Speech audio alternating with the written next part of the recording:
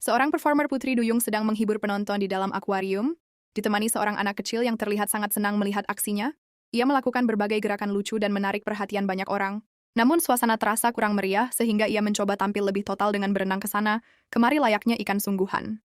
Tak disangka, di tengah aksinya, kondisi tubuhnya tiba-tiba menurun.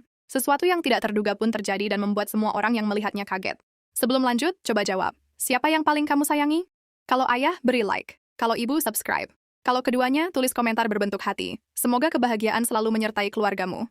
Kembali ke cerita, ia mendadak batuk cukup keras, lalu buru-buru keluar dari air dan terlihat menggigil karena kedinginan.